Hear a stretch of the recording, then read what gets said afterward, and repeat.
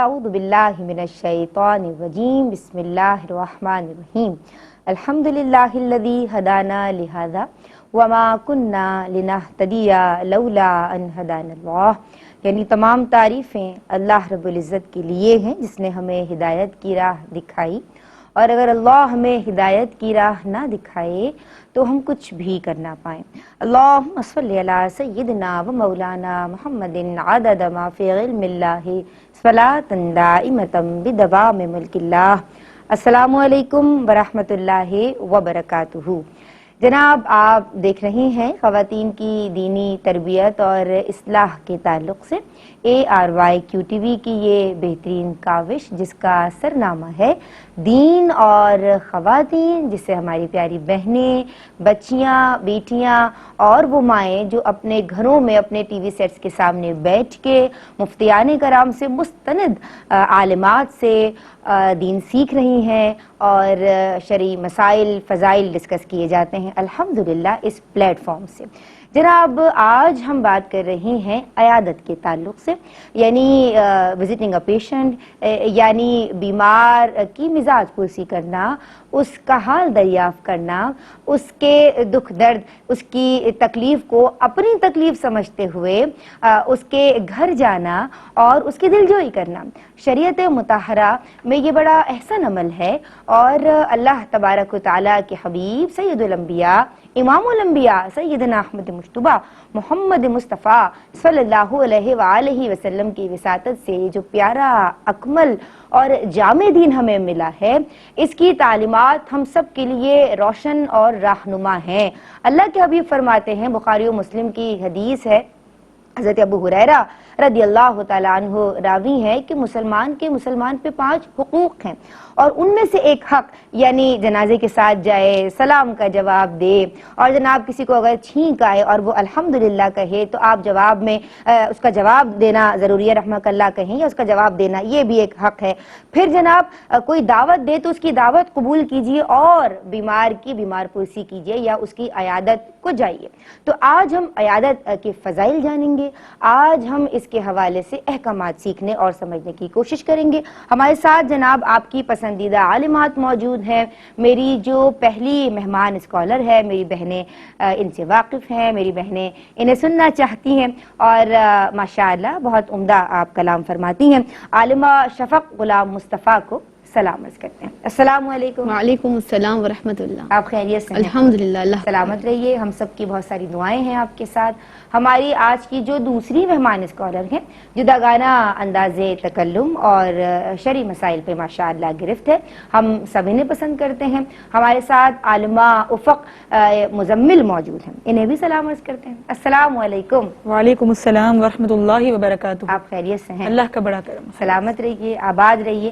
جناب، آج جو مفتی صاحب ماشاءاللہ ثم ماشاءاللہ ہمارے پروگرام کا آپ ایک مستقل حصہ ہیں اب، اور ہم آپ سے سیکھ رہے ہیں اور آپ ہمیں قواعد بھی سکھاتے ہیں، ہماری گرامر بھی اچھی ہو رہی ہے اور ہم دین کے مسائل بھی سیکھ رہے ہیں. جداگانہ انداز تکلم ہے، ذی خرد ذی وقار، خدمت دین کے جذبے سے سرشار مفتی محمد احسن نوید نیازی صاحب کو بھی سلام عرض کرتے ہیں. السلام علیکم حضرت. وعلیکم السلام ورحمۃ اللہ وبرکاتہ. آپ خیریت سے ہیں؟ الحمدللہ رب العالمین. اللہ تبارک و تعالیٰ آپ کا سایہ ہم سب کے سروں پہ سلامت رکھے اور رحمت کے ساتھ برکت کے ساتھ تعدے. جناب، ہماری پیاری عالمات، میں آپ کی سمت آؤں گی اور میں چاہوں گی کہ باقاعدہ سوالات کا سلسلہ شروع کیا جائے. عیادت کے تعلق سے آج ہم بات کر رہے ہیں، تو اس کی شرعی حیثیت کیا ہے؟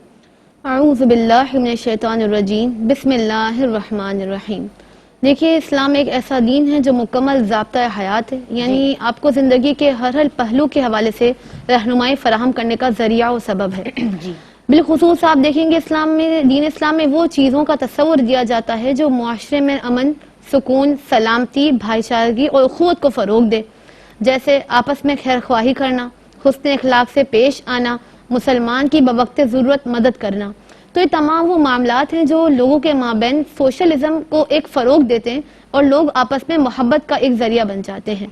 انہی میں ایک بنیادی چیز ہے کسی مسلمان کی عیادت کو جانا. ٹھیک ہے. یعنی اگر کوئی مسلمان بیمار ہو، کسی مصیبت کا شکار ہو، کوئی پریشانی درپیش ہو یا کوئی نقصان اسے لاحق ہو گیا ہو، تو اس کے پاس جانا اور چند ایسے کلمات کہنا جس سے اس کا غم ہلکا ہو سکے، یہ ہے عیادت. یعنی مریض ہے تو آپ اس سے ایسے کلمات کہہ رہے ہیں کہ جس سے وہ اس ٹروما سے باہر آ جائے کہ بھائی، کیونکہ جب انسان بیمار ہوتا ہے اسے اور کسی کا جانا بھی ٹرامیٹک ہو جاتا ہے. اس پہ بھی ہم بات کریں. کچھ لوگ ایسی باتیں کرتے ہیں اللہ اکبر کہ مریض جو ہے وہ کہے گا کہ جاتے وقت باہر سے کنڈی لگا دیجیے. جی بالکل. تو یہ آگے پورا اس کا بھی حصہ وغیرہ بریک انشاءاللہ. آپ کی اجازت ہے جناب، ایک بریک لے رہے ہیں اذان عصر کے حوالے سے، اور آپ درود پڑھتے رہیے، ہمارے ساتھ رہیے. ہم واپس آتے ہیں. بسم اللہ الرحمن الرحیم. السلام علیکم ورحمۃ اللہ. جناب، آج دین اور خواتین میں بات ہو رہی ہے عیادت کے تعلق سے، اور ہمارے ساتھ آپ کی پسندیدہ عالمات موجود ہیں. مفتی صاحب آن بھی پر براہ راست ہم سب کی رہنمائی فرمائیں گے انشاءاللہ. ہم عیادت کی شرعی حیثیت کے تعلق سے عالمہ شفق غلام مصطفیٰ سے باتیں کر رہے تھے، اور وہ ہمیں سمجھا رہی تھیں. ہم دوبارہ ان کی سمجھائیں گے. جی تو میں یہ عرض کر رہی تھی کہ اسلام ایک ایسا دین ہے جو آپس میں باہمی محبت اخوت کا درس دیتا ہے اور ایسے احکامات کا حکم دیا کرتا ہے جس میں سے ایک عیادت مسلم بھی ہے. یہ مستحب عمل ہے، نیک ہے، اچھا عمل ہے اور سنت مبارکہ ہے. یعنی اگر ہم روایتوں میں دیکھتے ہیں تو کثیر روایتوں میں ہمیں ملتا ہے کہ نبی کریم صلی اللہ علیہ وسلم صحابہ کرام کو لے کر از خود دیگر اصحاب کی بیمار پرسی کے لیے تشریف لے جایا کرتے تھے. حالانکہ آپ کا منصب کیا تھا، اس کے باوجود بھی مسلمان کی خیر خواہی اور ہمدردی کے چند کلمات کہنے کے لیے تشریف لے جایا کرتے تھے. کیونکہ اگر ہم دیکھیں تو عیادت کے پیچھے کانسیپٹ یہ ہے کہ جب آپ اپنے الفاظ کے ذریعے سامنے والے کو سکون اور اطمینان دیتے ہیں تو اس سے مسلمان کے دل میں خوشی پیدا ہوتی ہے، اور یہ خوشی بہت افضل ہے، جس کی فضیلت انشاءاللہ آگے ذکر کی جائیں گی. اور ہوتا ہے کہ بیمار انسان کثیر شکووں میں گھرا ہوا ہوتا ہے، اسے کثیر وہم آ رہے ہوتے ہیں کہ اب پتہ نہیں کیا ہوگا، اور کثیر ایسے اسے ضابطے لاحقے آ رہے ہوتے ہیں. تو اس صورتحال میں اس کی ہمدردی کرنا یہ بہت ہی نیک عمل ہے. حالانکہ صحابہ کرام کی ذات تو شکوہ سے مبرہ و منزہ تھی، اور آج کے دور میں اگر ہم دیکھیں تو بیمار کے شکوے، بالخصوص اگر ہم خواتین کے ٹاپک پر ہی بات کر لیں تو معذرت کے ساتھ اگر کسی کو برا لگے تو اکثر اس میں بے صبری اور شکوے کا ایک عنصر دیکھا گیا ہے کہ بھائی مجھے تو یہ ہو جاتا ہے، میں تو بار بار بیمار ہو جاتی ہوں، اور اس طرح کے شکوے آتے رہتے ہیں. تو آج کا دور جو کہ اتنا ڈیجیٹل ہو گیا ہے دور، اتنا الیکٹرانک دور ہو گیا ہے، تو آج کے دور میں تو اس سنت مبارکہ کو پھر سے زندہ کرنا چاہیے اور آپس میں عیادت کے لیے ملنا چاہیے. کہ جب ہم کٹی پارٹیز اور دیگر مصروفیات کے لیے وقت نکال لیتے ہیں نا، تو یہ عیادت کر کے بھی مسلمان کے دل میں خوشی پیدا کرنی چاہیے. کیا سنت طریقہ ہے عیادت کا عالمہ افق؟ اعوذ باللہ من الشیطان الرجیم. بسم اللہ الرحمن الرحیم. جیسا کہ ذکر کیا گیا کہ عیادت مسلم سنت مبارکہ سے ثابت ہے، اور نبی کریم علیہ الصلوۃ والسلام نے اس کا طریقہ بھی بیان فرمایا. بخاری شریف کی حدیث ہے، پیارے آقا علیہ الصلوۃ والسلام جب بھی کسی کی عیادت و تشریف لے جاتے تو آپ یہ دعا فرمایا کرتے تھے نبی کریم کہ لا باس طہور انشاءاللہ، کہ کوئی حرج نہیں ہے، یہ بیماری تمہیں گناہوں سے پاک کر دے گی. تو اس میں بڑا پیارا کانسیپٹ ایک دیا ہوا تھا، جیسا کہ حدیث کا مفہوم بھی ہے کہ جب مسلمان کو ایک کانٹا تک چبھتا ہے تو اس کے بدلے اللہ تعالیٰ اس کے گناہوں کو معاف فرماتا ہے، اس کے گناہوں کو جھڑنے کا سبب بنتا ہے. تو یہ جو بیماری ہوتی ہے یہ جب کسی مریض کو لگتی ہے تو پھر اس کے بدلے اللہ تعالیٰ اس کے گناہوں کو معاف فرماتا ہے. اسی طریقے سے حدیث مبارکہ میں ایک اور دعا منقول نبی کریم علیہ الصلوۃ والسلام نے فرمایا کہ جب کوئی کسی مریض کی عیادت کو جائے تو یہ دعا پڑھے، اسأل اللہ رب العرش العظیم ان یشفیک، کہ میں اللہ رب العزت سے اس بات کا سوال کرتا ہوں کہ وہ اس مریض کو شفا عطا فرمائے.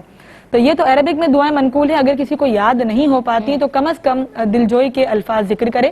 اس کے قریب بیٹھے نبی کے زبان آپ کو اچھی آتی ہے اسی میں آپ دعا دے دیں. کوئی کسی کی عربی زبان ہے، کسی کی اردو زبان ہے، کوئی انگلش بولنا چاہتا ہے تو بس ایسے الفاظ کہنے کہ جو مریض کو دلاسا دے، تسلی دے.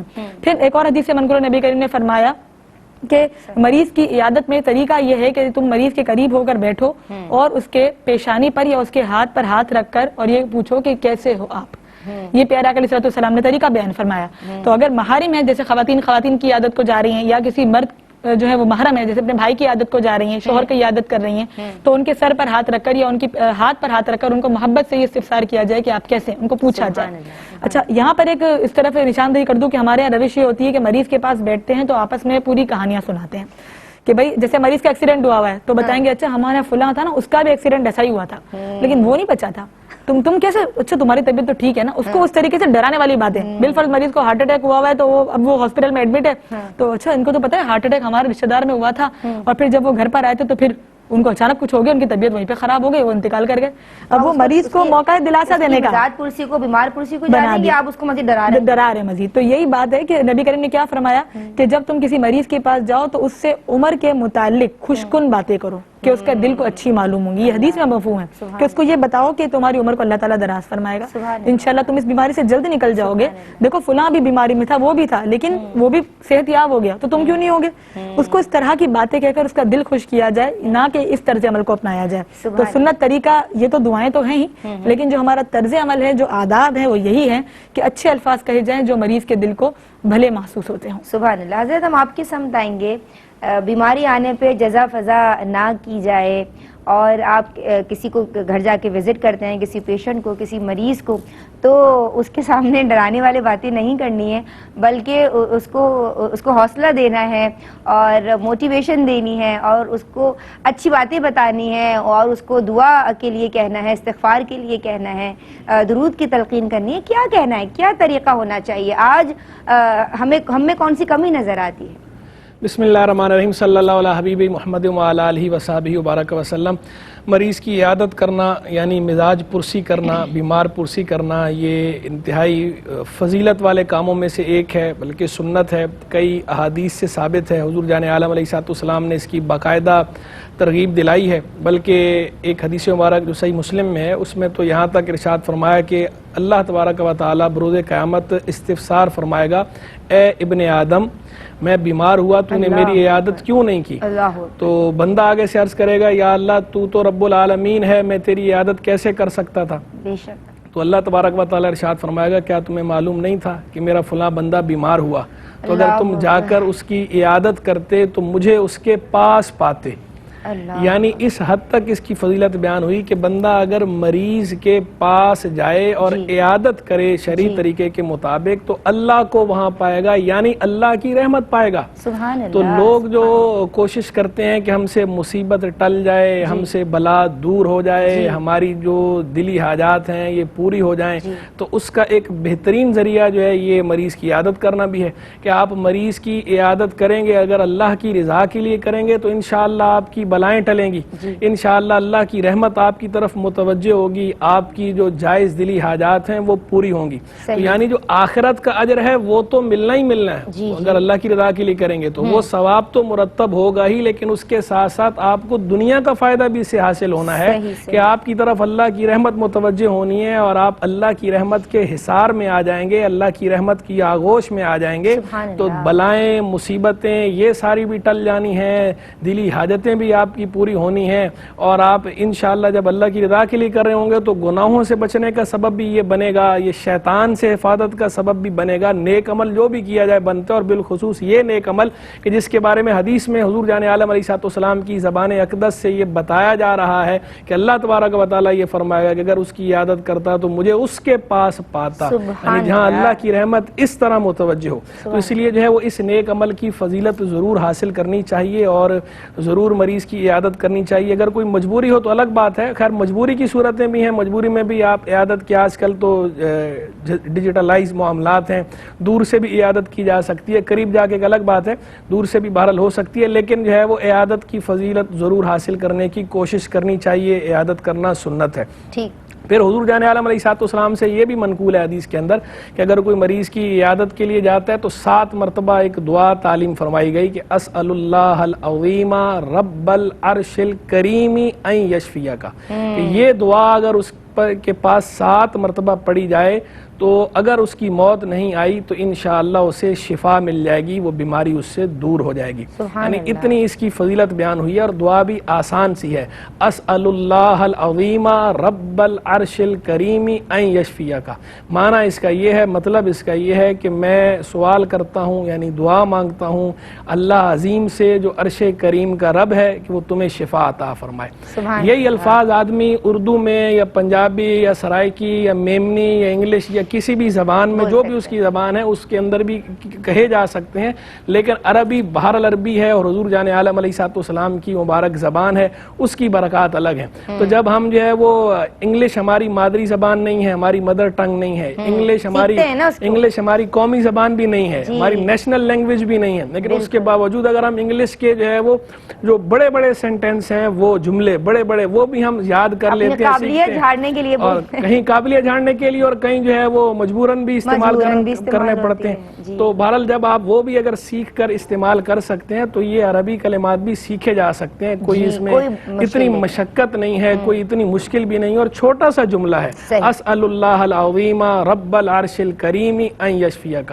تو یہ دعا بھی مانگنی چاہیے، اور جو اس کے آداب ہیں ان کے مطابق مریض کی عیادت کرنی چاہیے. اور اسے عیادت یہ بھی سمجھ لیا جائے کہ عیادت کی جاتی ہے مریض کو تسلی دینے کے لیے، نہ کہ اسے پریشان کرنے کے لیے. تو لہذا ہر اس کام سے اور ہر اس امر سے بچنا چاہیے جس سے مریض پریشان ہو. یعنی ایسی گفتگو سے بھی بچیں جو مریض کو پریشانی میں ڈالے، اور اتنی دیر اس کے پاس بیٹھنے سے بھی بچیں کہ جس سے جو ہے مریض پریشان ہو، کہ آپ جو ہے بیٹھے ہوئے بیٹھے اٹھنے کا نام نہیں لے رہے. وہ بڑا لطیفہ مشہور ہے، مرقات المفاتیح میں ملا علی قاری رحمہ اللہ نے نقل کیا کہ ایک بندہ کسی سے ملنے گیا تو اس کے پاس بیٹھا رہا کافی دیر تک. تو وہ مریض نے آخر کہا کہ لوگ آتے ہیں تو مجھے بہت تکلیف ہوتی ہے، لوگ زیادہ دیر بیٹھے رہتے ہیں. تو وہ بندہ آگے سے کہنے لگا کہ میں اٹھ کے دروازہ بند کر دوں. تو انہوں نے آگے سے مریض نے جواب میں کہا کہ ہاں بالکل بند کر دیں، لیکن باہر سے. یعنی مقصد ان کا کہنے کا یہ تھا کہ بھئی وہ اس نے لطیف انداز میں بات کی تھی، لیکن یہ سمجھنے کی بجائے اگلا جو ہے الٹا اسے یہ کہہ رہا ہے تو کہ بھئی میں بند کر دیتا ہوں. تو وہ کہہ رہے نہیں آپ باہر سے بند کریں. تو لہٰذا سمجھنا چاہیے کہ اگلا جو ہے ہمارے بیٹھنے سے، زیادہ بیٹھنے سے مشقت میں تو نہیں آ رہا، کہیں اس کو تکلیف تو محسوس نہیں ہو رہی، گرانی تو نہیں ہو رہی. تو گئے تو تھے تخفیف کرنے کے لیے اس کے مرض میں، گئے تو تھے تسلی دینے کے لیے، لیکن آپ نے الٹا اسے مزید مصیبت میں ڈال دیا، آزمائش میں ڈال دیا. تو جو عیادت کے مقصود کے خلاف ہے اس سے بچنا چاہیے. باقی کوئی اگر ایسا بندہ ہے کہ جس کے پاس بیٹھنے سے مریض کو ڈھارس ہوتی ہے، اس کی تسلی زیادہ ہوتی ہے، مثلا جو ہے اس کے استاد ہیں یا اس کے شیخ ہیں یا اس کا کوئی قریبی بے تکلف دوست ہے یا کوئی اور ایسا قریبی رشتہ دار ہے کہ جس کے ساتھ ایسا تعلق ہے کہ بیٹھتے ہیں، تو پھر اس کے زیادہ بیٹھنے میں حرج نہیں. لیکن ویسے عام حالات میں مریض کے پاس جو ہے مناسب اور معقول تھوڑی دیر بیٹھنا چاہیے، اس کے بعد جو ہے چلے جانا چاہیے. السلام علیکم، ایک کالر ہمارے ساتھ ہیں. السلام علیکم. السلام علیکم، بات کیجیے بہن. اچھا، عیادت کی فضیلت کے تعلق سے. اچھا، السلام علیکم جی، بات کیجیے بہن.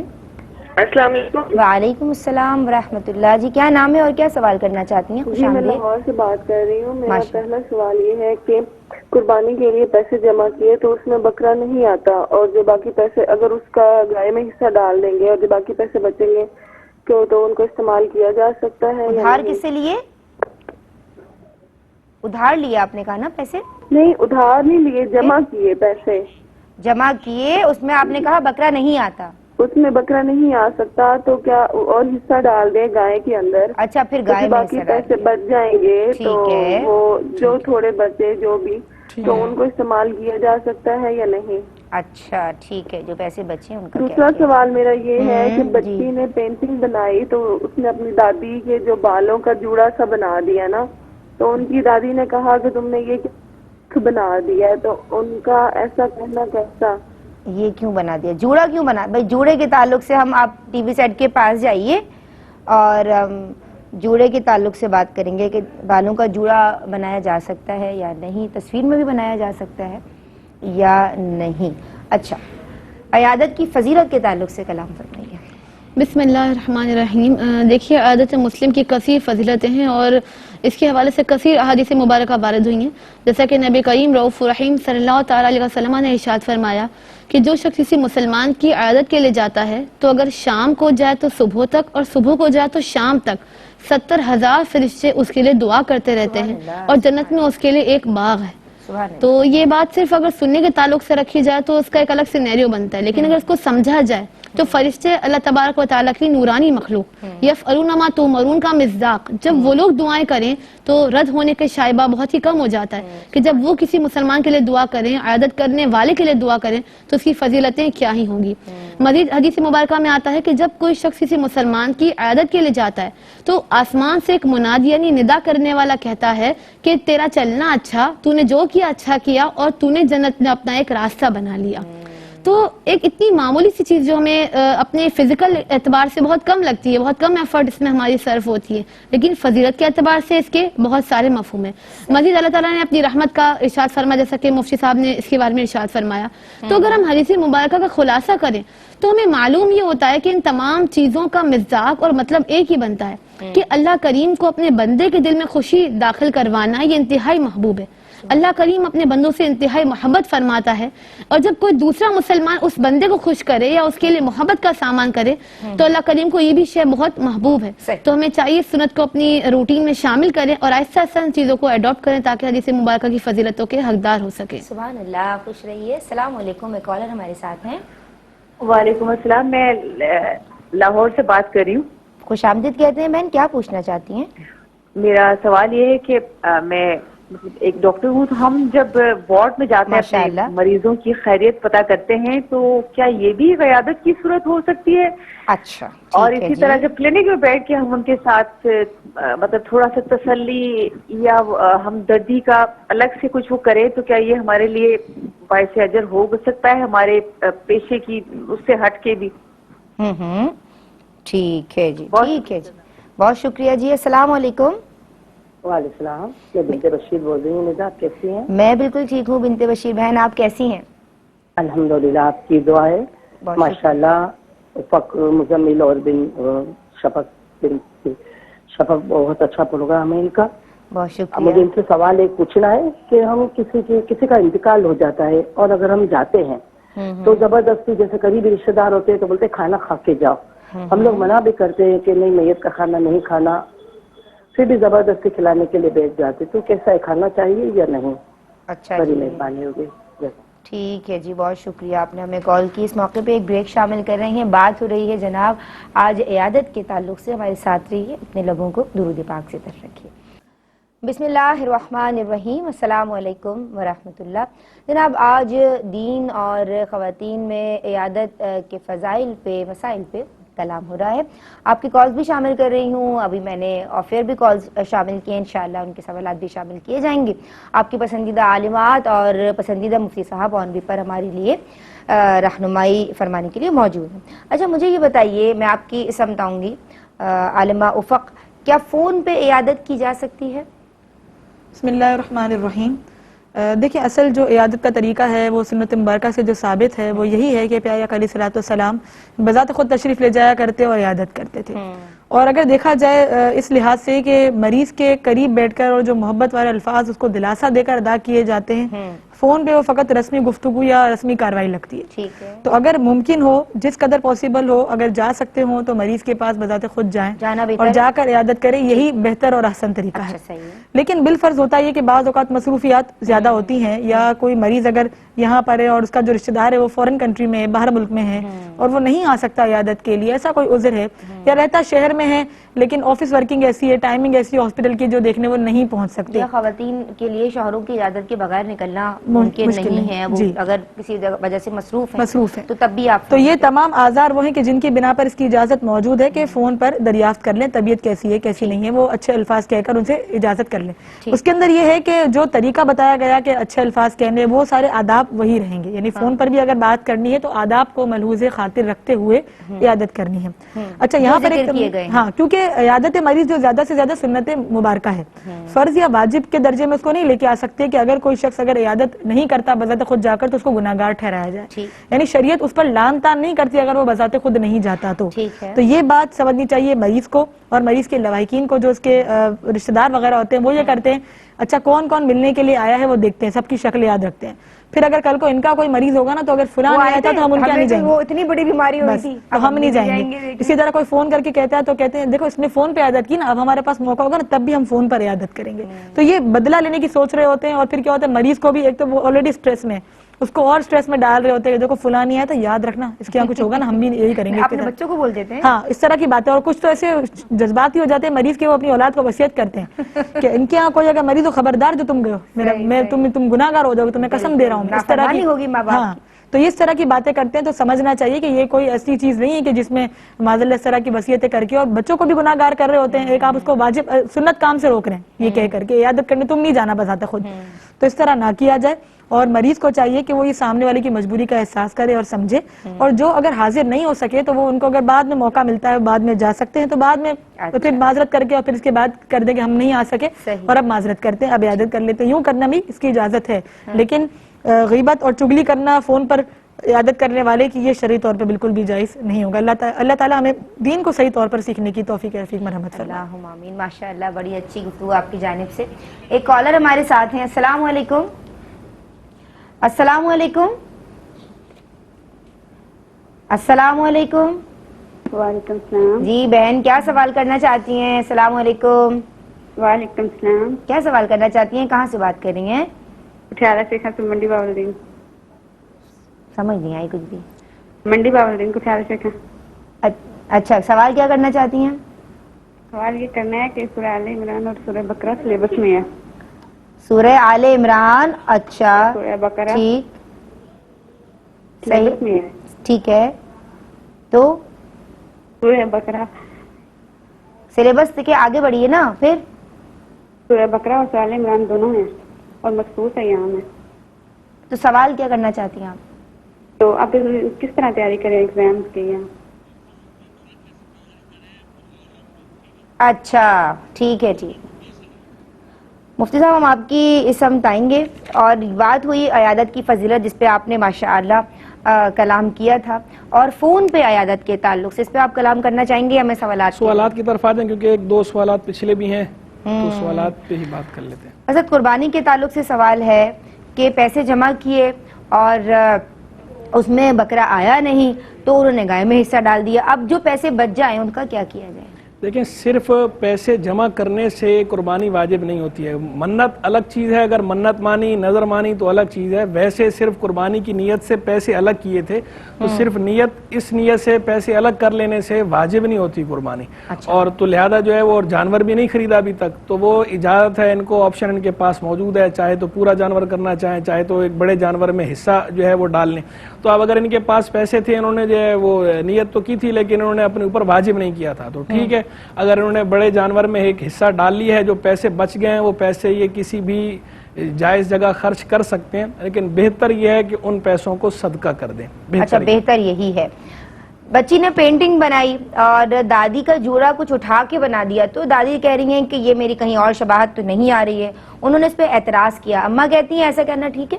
اچھا اس میں دو باتیں سمجھنے والی ہیں. ایک بات تو یہ ہے کہ اگر صرف جوڑا بنایا تھا اور چہرہ نہیں بنایا پھر تو گنجائش نکل سکتی ہے تصویر کی. لیکن اگر جو ہے وہ چہرے کے ساتھ تصویر بنائی ہے تو ایسی تصویر بنانا پینٹنگ جو ہے وہ تو جائز ہی نہیں, کیونکہ اس میں تو کسی کا اختلاف نہیں.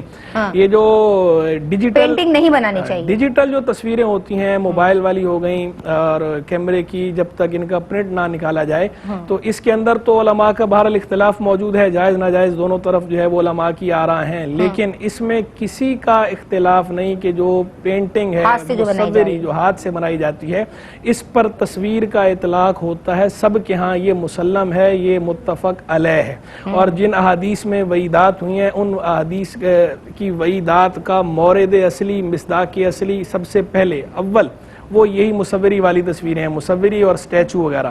تو اگر چہرے کے ساتھ بنائی ہے تو بہرحال جو ہے وہ اس تصویر کی تو ویسی اجازت نہیں تھی. ایک بات. دوسری بات آ جائیں شباہت کی طرف کہ انہوں نے اگر یہ کہا کہ جناب جو ہے وہ فلاں کے ساتھ میری شباہت کر دی ہے اور اس وجہ سے ان کو ناپسند ہوئی یہ بات, تو ناپسند کرنے میں تو حرج نہیں ہے, سمجھانے میں بھی حرج نہیں ہے. رہ گئی بات کہ انہوں نے اگر کسی مخصوص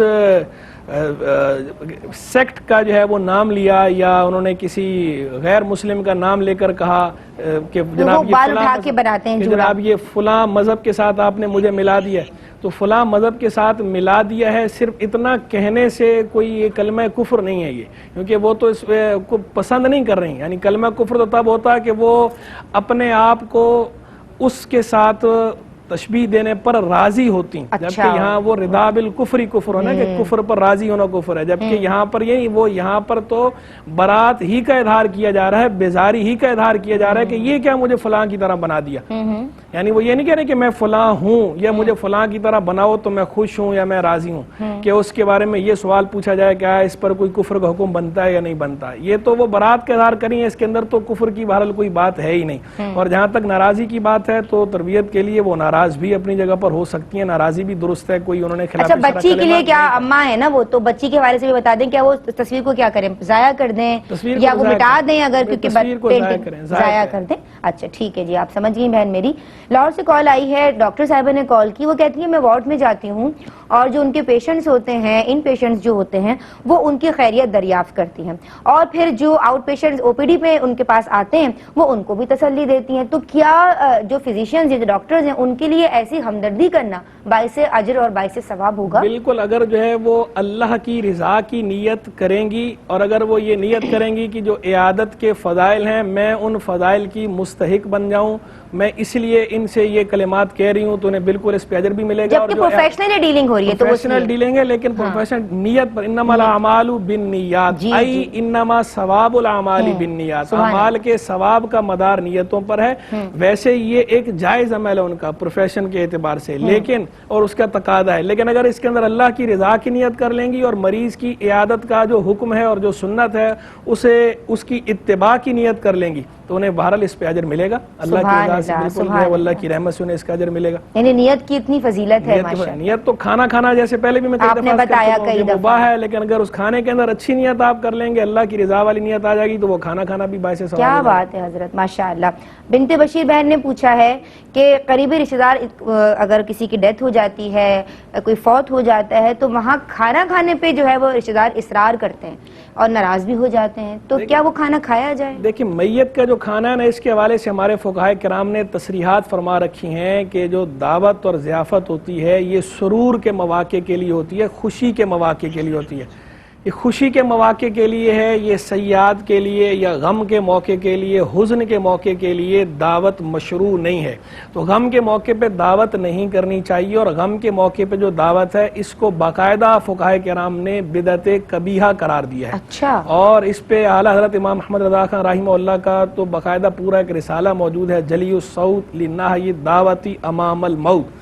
اس کا نام ہی یہ واضح کر رہا ہے کہ ان کا موقف بھی یہی ہے. اب یہ اگر الگ بات ہے کہ اگر کھانا کیا ہے تو وہ کھانا حق کس کا ہے، تو باقاعدہ اس بات کی بھی انہوں نے وضاحت فرما رکھی ہے کہ اگر میت ہو گئی اور اس پہ جو اس طرح کھانا پکایا گیا، یہ کھانا بنیادی طور پر فقراء کا حق ہے، تو فقراء کو کھلایا جائے، مساکین کو کھلایا جائے، جو غنی ہے وہ اس کھانے سے بچے. ایک بات. دوسری بات یہ ہے کہ اگر ایصال ثواب کا کھانا کیا گیا ہے، جیسے بعض اوقات تیجے میں ایصال ثواب کی نیت کی جاتی ہے یا چہلم کے موقع پر ایصال ثواب کی نیت کر لی جاتی ہے، اگر وہ ایصال ثواب کے لیے تو اب اس کا کھانا فقیر کے لیے بھی درست ہے، غنی کے لیے بھی درست ہے. لیکن ایصال ثواب والے کھانے کا، یہ جو پہلے دن اس طرح کھانے کا اہتمام کیا جاتا ہے، وہ کھانے کا اہتمام ایصال ثواب کے لیے لوگ نہیں کرتے. وہ لوگ عام طور پر رسم اور رواج کے طور پر کر رہے ہوتے ہیں. ان کی ناراضی سے کوئی مسئلہ نہیں ہے. یہ دیکھیں شریعت کی خاطر اگر کوئی ناراض ہوتا بھی ہو، لا طاعت لأحد فی معصیت اللہ، اللہ کی نافرمانی میں کسی کی اطاعت نہیں ہے. اس ناراضی کی پرواہ بھی نہیں کرنی چاہیے اور ان کو طریقے سے مسئلہ بندہ. اور وہ جو مسلمان کے حقوق والی حدیث والی جو بات ہے وہ آپ کہہ رہے ہیں کہ خوشی کی دعوت ہے. خوشی کی دعوت ہے. ٹھیک ہے. وہ اور ویسے بھی اس دعوت کے لیے تو باقاعدہ وہاں فقہا نے یہ وضاحت بھی کر رکھی ہے کہ ولیمے کی جو دعوت ہے اس کا قبول کرنا سنت مؤکدہ ہے. بقیہ عام دعوتیں جو خوشی کے موقع کی دعوتیں ہیں، ان دعوتوں کا قبول کرنا مستحب ہے اگر کوئی شرعی خرابی نہ ہو تو. غمی کے موقع کی جو دعوت ہے، یہ تو یہاں تو دعوت کا محل ہی نہیں ہے، ضیافت کا محل ہی نہیں ہے. باقی یہاں کوئی دور دراز سے کوئی آئے ہوئے ہیں، یعنی دوسرے شہر سے کوئی رشتہ دار آئے ہوئے ہیں، تو ظاہری بات ہے وہ کہاں، اب وہ ہوٹل پہ جائیں گے، تو اگر ان کے لیے کوئی کھانے کا اہتمام کسی نے کر دیا قریبی رشتہ دار نے اور انہوں نے کھا لیا، تو اس میں بہرحال گنجائش نکل سکتی ہے. لیکن جو اسی شہر کے ہیں، اسی علاقے کے ہیں یا اسی گاؤں کے لوگ ہیں، ان کو بہرحال بچنا چاہیے، جا کے اپنے ہاں ہی کھانا چاہیے.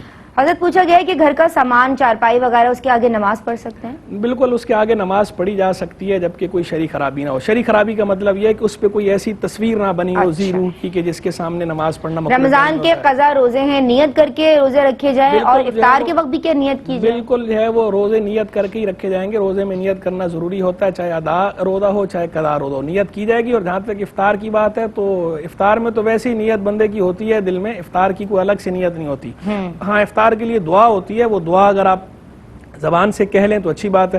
جیسے آپ بتایا بھی آپ نے کئی دفعہ. وقفہ اور سکتہ میں تلاوت قرآن کے دوران کتنا ٹھہرنا چاہیے؟ دیکھیں وقفہ اور سکتہ دونوں کا حکم یہ ہوتا ہے کہ اس میں آواز تو ٹوٹ جائے لیکن سانس نہ ٹوٹے. اس طرح رکنا ہوتا ہے کہ آواز ٹوٹ جائے سانس نہ ٹوٹے دونوں کے اندر. پھر دونوں میں فرق یہ ہے کہ وقفے کے اندر تھوڑا زیادہ ٹھہرا جاتا ہے اور سکتے کے اندر تھوڑا کم ٹھہرا جاتا ہے. ٹھیک ہے. میں آپ کی سمت آؤں گی. ایام کے دوران جو خواتین پڑھا رہی ہوتی ہیں ان کے لیے کیا حکم شرع ہوگا؟ دیکھیے جو خواتین ایام کے دوران پڑھا رہی تو اگر یا پڑھ رہی ہیں، پیپرز ہو رہے ہیں، جی تو ان کے لیے یہ شرعی رعایت موجود ہے کہ وہ ایک تو لفظوں کو توڑ توڑ کر اس کا تلفظ کریں، یعنی جو قرآن کی آیتیں مبارکہ ہیں ان کو توڑ توڑ کر تلفظ کریں تو پھر ان کے لیے گنجائش نکل سکتی ہے. اسی طرح وہ ہاتھ وغیرہ لگانے میں احتیاطی کریں، یعنی ایسے کپڑے سے ٹچ کریں کہ جو نہ تو ان کے جسم سے متصل ہو نہ قرآن پاک سے متصل ہو، کوئی اضافی کپڑا ہو جیسے رومال، ٹیشو وغیرہ، تو ان کے ذریعے پکڑیں اور توڑ توڑ کر الفاظ کی ادائیگی کریں، چاہے وہ ترجمہ قرآن ہو یا قرآن کی عربک عبارت ہو، تو پھر ان کے لیے گنجائش نکل سکتی ہے. اچھا، بڑی بڑی صورتوں کی تیاری آسانی سے کس طرح کی جا سکتی ہے؟ بڑی صورتوں کی تیاری سورہ بقرہ، سورہ آل عمران وہ کہہ رہی ہیں ان کے نصاب کا حصہ ہیں، سلیبس میں شامل ہیں. ہاں تو اس کے لیے قرآن پاک کا ترجمہ اور کوئی آسان تفسیر اٹھا لیں اور اس کے ذریعے ترجمے کو دیکھ دیکھ کے پڑھیں، کیونکہ اگر عربک پڑھے ہوئے ہوتے ہیں ظاہر سی بات ہے ایگزام دے تو عربک پڑھے ہوئے ہوں گے، تو اس لفظ کو الگ الگ توڑ کر اس کو دیکھ کے اور اس کو سمجھیں کہ اس کے اندر کیا کہا جا رہا ہے، ترجمے کو ذہن میں رکھیں مفہوم کے طور پر، اور جو اس کی تفسیر ہے اس کو بھی ذہن میں خلاصتاً رکھا جائے، یعنی اس کو ورڈ ٹو ورڈ یاد کرنے کی کوشش نہ کریں، خلاصتاً اگر ذہن میں رکھیں گی تو انشاءاللہ عز و جل وہ یاد ہو جائیں گی. ٹھیک، مفتی صاحب کیا فرما رہے ہیں؟ پچھلی مرتبہ جو ہے وہ ایک سوال آیا تھا کہ آیت درود جو ہے، آیت درود اگر ایک مجلس میں یا ایک جلسے میں ایک نشست میں بار بار پڑھی جائے تو ہر بار درود پڑھنا واجب ہوگا یا ایک ہی بار جو ہے درود پڑھنا کافی ہے؟ دیکھیں آیت درود ہو یا آیت درود کے علاوہ، ویسے حضور نبی کریم علیہ السلام کا نام نامی لیا جائے یا آپ کا کوئی وصفی نام لیا جائے تو اس پر درود شریف پڑھنا واجب ہوتا ہے. ایک جلسے میں اگر بار بار لیا جائے تو اس بارے میں علماء کا اختلاف ہے. بعض علماء کی رائے یہ ہے کہ ہر مرتبہ درود شریف پڑھنا واجب ہے، اور بعض علماء کی رائے یہ ہے کہ ایک مرتبہ درود پڑھنا واجب ہے، بار بار پڑھ لینا مستحب ہے. اور یہ جو دوسرا قول ہے یہ مفتبی ہے، فتویٰ اس پر ہے ایک بار پڑھنا واجب ہے، بار بار پڑھنا مستحب ہے. لیکن ویسے ہم مشورہ یہ دیتے ہیں کہ ایک مرتبہ تو اسی وقت پڑھ لیا جائے، اور اگر بار بار نہیں پڑھ سکتے تو بعد میں بندہ حساب لگا کے پڑھ لے کہ درود شریف پڑھنا تو خیر خیر خیر اور خیر ہی کا سبب ہے، نور نور نور اور نور علی نور ہے. تو اس لیے درود شریف تو پڑھنے میں ویسے بھی بخل نہیں کرنا چاہیے. اس وقت اگر آپ کو کوئی آزمائش ہو رہی ہے تو آپ بھلے بعد میں جو ہے اس کو حساب لگا کے اس طرح پڑھ لیں، بلکہ تھوڑا زیادہ ہی پڑھ دیں. ویسے بھی کثرت سے درود شریف پڑھنے کی عادت ڈالنی چاہیے. سبحان اللہ. حضرت ہم آپ کے شکر گزار ہیں. عالمہ شفق، عالمہ افق، ہم آپ دونوں کا شکریہ ادا کرنا چاہتے ہیں. ناظرین آپ لوگوں کا بہت شکریہ، آپ لوگ ہمیں کالز کرتے ہیں. اللہ تبارک و تعالیٰ سے دعا ہے کہ ہم سب کی اس کاوش کو اپنی بارگاہ میں شرف قبولیت عطا فرمائے. السلام علیکم ورحمۃ اللہ. ناظرین اگر آپ ایسی ہی مزید ویڈیوز دیکھنا چاہتے ہیں تو ہمارا ARYQTV کا چینل سبسکرائب کیجئے اور بیل آئیکن کا بٹن دبانا نہ بھولیے تاکہ آپ سے کوئی پسندیدہ پروگرام مس نہ ہو جائے.